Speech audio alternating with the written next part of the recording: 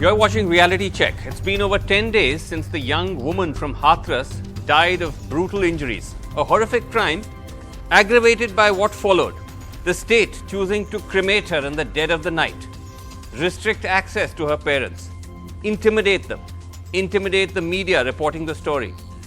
Brutally lathi-charged protesters who were trying to make their way into the village in Hathras, where she lived, where her family lived, suggests that she was not raped and that she may have actually been the victim of an honor killing, indicating that her own family may have killed her. The ruling regime or the state even tacitly backing or choosing to turn a blind eye to an upper caste backlash. The young woman, as we know, was from the SC community. Her alleged attackers are upper caste. And also to now, the UP government attempting to portray the protests in response to all of this as a conspiracy with international links. This is a chronology that has opened up multiple fault lines of the intersection of caste, of violence against women, and the use or rather the abuse of state power. Joining us tonight, we have a very exciting panel, but let me just start off with Kiruba Munusamy, who we have with us. She's researcher and advocate in the Supreme Court of India. And also Suraj Yengde is joining us. He's the author of the best-selling Caste Matters and also a scholar at Harvard. Great to have both of you. We'll be having more voices on in just a second. Kiruba, there's a lot to talk about in terms of Hathras and the aftermath. But let me just start with something which is more immediate, which is a tweet you sent out today, which is somewhat concerning. You said, you tweeted, Dalit students are receiving threatening calls from different police across states regarding tomorrow's protest demanding justice for Hathras victim. Would you like to tell us a little bit more about that? Yeah, so there was a public call made to all the students, especially students from Ambedkar Student Association, to demonstrate demanding justice for the Hathras victim. And today, a student who is in Mumbai and who is not even living in Delhi and who is not part of any Ambedkar Student Association and who is not organizing anything has received a notice from Delhi police asking him not to organize anything, and if there is any protest would happen in Delhi tomorrow, then he would be arrested. And I have the notice with me now, but the student has sent me, he asked me legal suggestions. But he's very afraid that if I put it out on my Twitter that he might be harassed by the police officials. So let me understand this. This is a student in Mumbai. This is someone in Mumbai, yes, and he's getting notices from Delhi police. Yeah, yes, he studied in Mumbai, but right now he is in his hometown in some other village near Nagpur, somewhere else. Okay. And he has received this notice from Delhi police today. And this is not the only call that I received from morning. I have been receiving calls from students from Odisha, Rajasthan, and also other students in Delhi, and especially queer Dalit students, Dalit queer students who have no part in any of this protest, and they don't even know who called for this public protest. And they were calling you with the same story that they were getting calls from the police? Yes. They were getting calls from different police stations from different states. So one received a call from Delhi police in the morning, and then in another 2 hours, the same person received a call from Mumbai police, and in another 3 hours, somebody called from Odisha, but he was not sure if that was even a police official who made that call. So from morning, my mobile phone is full of calls, and they are asking me to refer lawyers who could help them if the police comes to arrest them. You know, Suraj Yengde, we are seeing this, by the way, across the board, this kind of complete crackdown and almost criminalization of dissent. But particular anxiety, you think, when they begin to see this kind of Dalit mobilization? Srinivas, I think we need to understand that the crackdown on any dissent against the state oppression was brutally suppressed by the state machinery since the advent of Modi 1 regime. And in heretofore, they would catch them under the pretensions of them being left sympathizer, Maoist sympathizers, or they are organizers who are trying to destabilize the state. Right. And they would slap the UAPA. And we have seen that rampantly.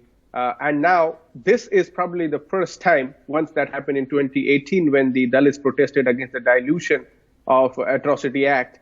This is probably the first glaring point. What Kiruba is informing us is the state is actually now coming out with its open fangs to show its anti-Dalit attitude and its cardinal presence of what they want to establish is a Hindu Rashtra, which is actually trying to subjugate the Dalits to a more untouchable level.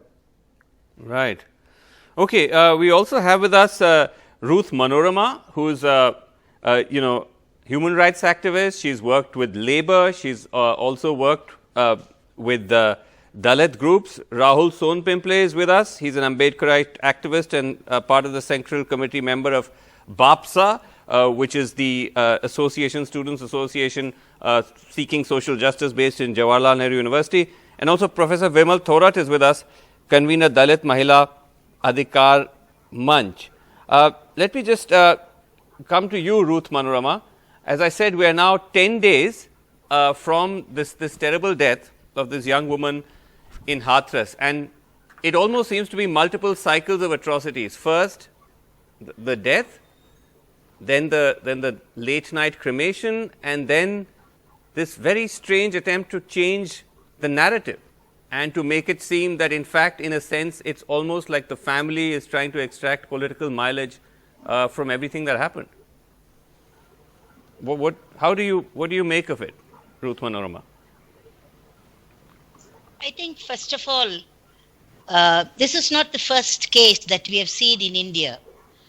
They say that 10 women are raped every day. I think these are reported cases. There may be a number of cases which are not reported. And by hearing that, like the whole Dalit community, we are in pain today. We are also in anger today. Continuous humiliation. I have a feeling once again, India has failed in upholding the rights and safety of women and girls, especially the Dalit women. We have lost another young life to the savage, brutal gang rape and murder. In this attack, what we see, not only the dominant caste attacking the landless people who are in poverty, who have landless and who have any other facility in their villages, but the police is conniving in this case instead of protecting the rights of the person. Who has given them authority to burn, the body? The district collector in this case were absent completely. Where was he? Instead of controlling the police to do their duties, he was very silent. Right. The collector is very silent in protecting the rights of the police as well as the village dominant caste people. Yes. Because they think that if you go on raping Dalit people, sure, if you go on violating their rights, there is no one in this country to ask. We have been pushed to like that. But I think yes. So but here's the thing, Rahul Sonpimple, that you have this kind of dual rhetoric. On one hand, there are constant attempts by the government, by the state, and this could be any ruling regime, the current or earlier, to keep gesturing towards the fact that we are indeed standing by with Dalits and other marginalized communities, and there's this constant signaling, political signaling that goes on. And yet something like Hathras happens, and you see a very different narrative that is sought to be constructed. Yeah. See, actually, generally we discuss atrocity cases when there is something very heinous like Hathras happen. I really want to focus, on something, and I guess we need to talk about this thing, that the atrocities doesn't just happen in the isolation. So, for example, if you see, there's a report by Nitin Kumar Bharti, who, according to the report, Brahmins have monopolized 48% of national wealth in India, which is above the national average. And then around more than 40% again the other castes they basically control the wealth. And you see only 4% of SC/ST families are in the government jobs, and around 80% of agricultural land in India is controlled by the upper caste and other dominant caste. Now the question is this, that atrocities are not just happening in the isolation. There is also the economic angle, because in the villages and also in urban area also, right, upper caste who think that the Dalits are economically depend upon them. So they think, they can do anything and nothing will happen. We know that there is a state impunity. One more interesting fact in India about atrocity cases is that there is only 34% of conviction rate, and more than 90% cases are pending when it comes to atrocity cases. So we also see the role of judiciary. Whether you study the Khairlanji case or whether you study the other atrocity cases which are known, most of the time government, no matter it's the BJP or Congress, government makes sure. Right. And also judiciary also make sure that the case should not be turned out as a case of the atrocity. Okay, So that's an important one, point. Srinivas, if you just allow me, I just want to add one more point here. Very briefly, because I need to. Yes. Yeah. I just want to say one thing. See, the question of caste has been reduced to the the Dalit question, but question of caste is not Dalit question. In villages, a dominant caste, just to prove that they are Kshatriya, they want to inflict violence on Dalit. They want to control someone so that they can feel they are Kshatriya. As I also mentioned the numbers. So caste problem is with the upper caste, and it's in your cultural industry, it's in your film industry, it's in your media. There are no Dalits and there are no representative. Okay. So my point is this. That the media should call upper caste next time in the panel and ask them that why in your family the caste is so important. Caste is not about me. Caste is not about my fellow Dalits sitting in this panel. I fully agree. Caste is about the upper caste, and they need to change. Government should launch a national program. I fully agree. And we will do that. We will do that. That's a good suggestion, by the way, and we don't do that enough, and we will do that. Rahul, allow me to move on because I have to respect the time of the other panelists as well. Professor Vimal Thorat, Rahul's making points which are significant because he's talking about structural reasons. And those structures to kind of, in a sense, change or overthrow will take years, some would argue. But you do have the root of political agency. Now, how do you respond to this constant question that comes up every time something like this happens about the fact that you don't have adequate Dalit political leadership in times like this? This is not to suggest that oppressed communities have the responsibility of protecting themselves on themselves. Everyone has to do it. The burden is as much on the rest of society. But to that specific question of, where is Mayawati at a time like this, or where is the Dalit leadership of other political parties? How do you respond to that? Thank you, Srinivas. मुझे लगता है कि केवल एक political support की ही बात नहीं है. यहाँ आर्थिक रूप से जो दलित समुदाय है, जो दलित कम्युनिटी है, वो बहुत पिछड़ी है और संपूर्ण रूप से आर्थिक रूप से वो निर्भर है हाई कास्ट के ऊपर. जो ठाकुर या जाट है, जाट फैमिलीज जिनके पास सारी की सारी जमीनें हैं, दलित भूमिहीन मजदूर है और अगर वो पूरी तरह से अगर निर्भर है तो जो लोग जिनके खेतों पर वो काम करता है, जिनके जहाँ काम है वहाँ पर काम करता है, तो उसे गुलाम की तरह इस्तेमाल किया जाता है. वो उसको गुलाम से ज्यादा दर्जा नहीं दिया गया है. He is still a slave in the caste system. तो ये जब तक ये बदला नहीं जा सकता, जब तक ये जाति व्यवस्था का जो स्ट्रक्चर है, जो संरचना है, राहुल ने ठीक कहा कि ये पूरी की पूरी संस्थाएं जो है, पूरा जो स्ट्रक्चर है, social economical structure, social structure, political structure and religious structure, ये सब हाई कास्ट द्वारा, डोमिनेंट कास्ट द्वारा कंट्रोल किया जाता है और दलितों के पास अपना कहने के लिए कुछ भी नहीं है. ठीक है, तो आप कह रहे हैं मजदूर है, गांव में वो केवल मजदूर है, शहरों में भी वो मजदूर है. ठीक है, तो आप कह रहे हैं कि इस तरह की ट्रीटमेंट देकर, उसकी डिग्निटी को छीनकर, उसके सम्मान को छीनकर, उसको एक ऐसे डिह्यूमनाइज करके उसके साथ इस तरह से बर्ताव किया जाता है, महिलाओं के साथ खास करके. ठीक है, तो आप भी कह रहे हैं उन्हें बिल्कुल गुलाम की तरह नहीं, उन्हें ओके, तो आप भी कह रहे हैं कि it's a structural issue. Okay, you are also saying it's structural. Okay, Usha ji उठा लेते हैं, ओके, घर से भी उठा लेते हैं. Okay, Usha ji, let me move on. Okay, you're also making the point that it's structural. एक second, Usha ji, I'll come back to you. Usha ji, allow me. Haryana में बच्चों ने स्कूल जाना छोड़ दिया है क्योंकि बच्चों की कोई सुरक्षा का कोई जिम्मेदारी सरकार की नहीं है। Vimal ji, सरकार चाहती है। Vimal ji, let me just come back to you. Can I just take that same question to Suraj about this idea of political representation and this kind of questioning of the absence of Dalit leadership? Is that even legitimate to ask at a time like this? I mean, why should the onus be always on Dalits? It is a national problem. It's a national tragedy. The violation of Indian constitution has taken place when any caste woman has been violated in this country, and specifically by men.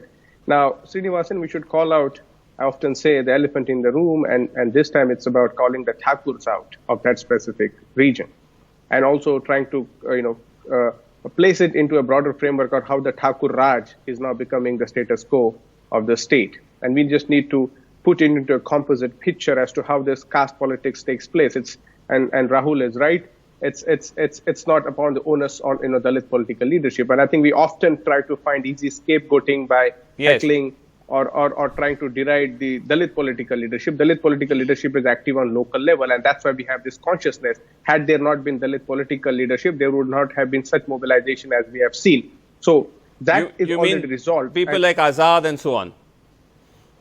Azad, Mayawati, and other political, even in Tamil Nadu, people are active protesting against it. That means the Dalit political base that is across India is activated in a very and united in a very solid form. But however, our focus, Srinivasan, should be asking about those Thakurs and those Brahmins and those dominant castes who control political base as to what the heck are you all doing? Because I think we need to flip the coin and put the onus on the people who are responsible for committing this crime. Because even if we continue to place this issue as an atrocity on a Dalit woman, it has actually a larger political economic base.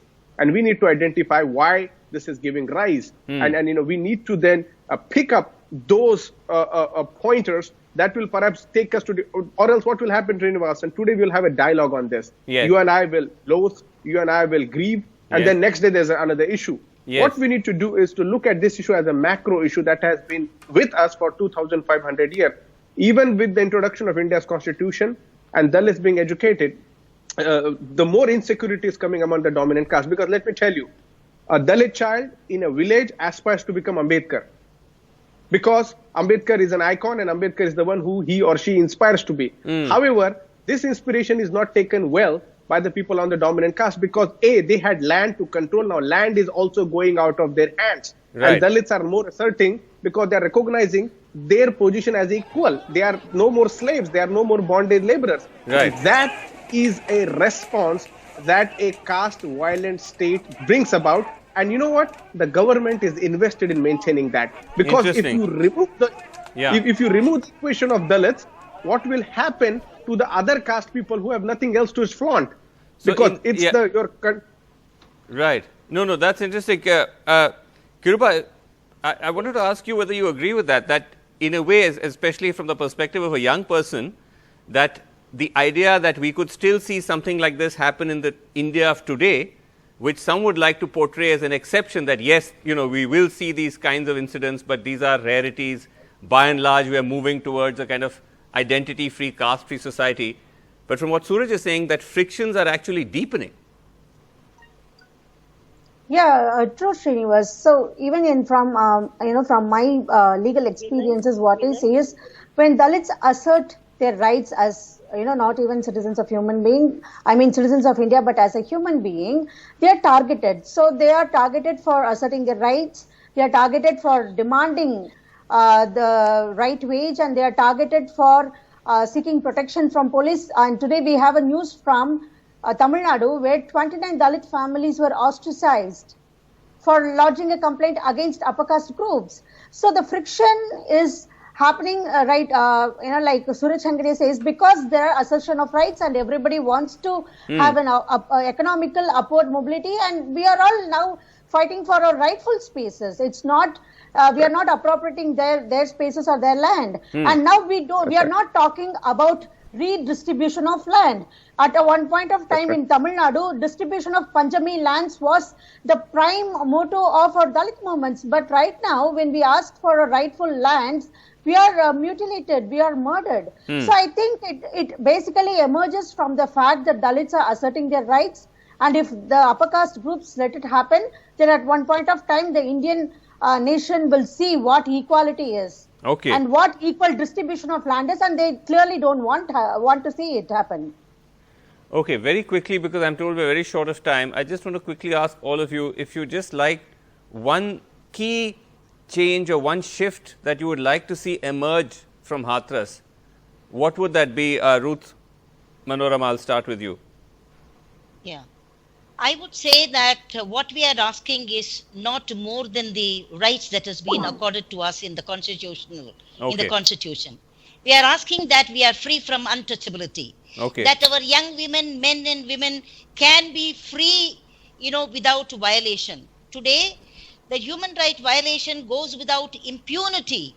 Like the state protects them, the police protect them. In fact, the complaint against public officials must be recorded. Like, today is in 1989, the very day that, Paswan, Ramvilas Paswan has died. In 1989, that, the act was brought in, SC/ST Atrocities Act. And it is very clearly says the erring officials must be, the dereliction of duty of these officials must be recorded, must be, the complaint has to be registered. This is the duty of the district, magistrate, that is the collector. Okay. So I'm saying that the strict implementation of law, right. like, let in this country, the sense of equality must prevail. Whether Okay. you are a Hindu or a Christian, or Okay. Dalit or a non-Dalit. Okay, that's important.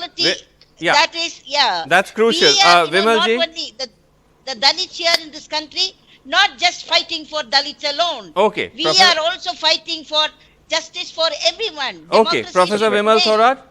Yes, just very quickly. Professor Vimal Thorat, वक्त कम है जी. आज क्या मैं screen पर हूँ, दिखाई दे रही हूँ? हाँ जी, दिखाई दे रही है.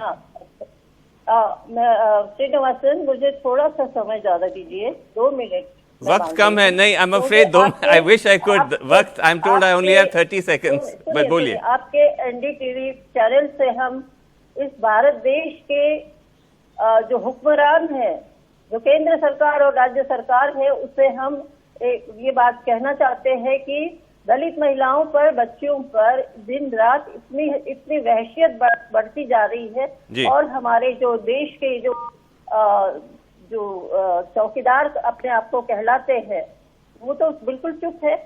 और जबकि राजधर्म का पालन नहीं हुआ है, योगी आदित्यनाथ राजधर्म का पालन नहीं कर रहे हैं, तब भी उन पर कोई एक्शन नहीं हो रही. उनकी पूरी की पूरा जो राज्य के जितने भी संस्थान है, जितनी भी संस्थाएं हैं, वो इस बच्ची को न्याय नहीं मिले, इसलिए पूरी की पूरी आमादा है. आज हमने एक और सुना है कि उनके ऊपर डीएम जो है, वहाँ का एसडीएम जो है, वो दबाव ला रहा है. वो टीवी पर बता रही है, कैमरे के सामने बता रही है कि 25 लाख रुपए लेकर इसे रफा दफा करिए. जी, तो ये बिल्कुल ये वही ठाकुर लोग हैं, ये वही जाट लोग हैं, यही यादव लोग हैं जो दलितों नहीं, के ये ऊपर बिल्कुल जुल्म करते हैं. जरूरी बात. उनको न्याय मिलने की जो प्रक्रिया है, उसको रखते वेरी हैं. इंपॉर्टेंट. और ये कब तक चलेगा? Okay. ये कब तक चलेगा? मैं पूछना चाहती हूँ इस देश के लोगों को, विमल जी, कब तक चलेगा? विमल जी, you are making important points, but I'm out of time, unfortunately. संविधान के सारे जितने भी कानून हैं, जितने भी एक्ट है, सब इन्होंने सबको. विमल जी, आप बहुत जरूरी बातें कर रही हैं. We will come back to this story. I'm terribly sorry that I called such a fantastic panel. I didn't have enough time, but we will try and get all of you back very soon, I promise. But it was fascinating. Thank you all so much for joining us, and thanks for watching. That's it on Reality Check. Good night.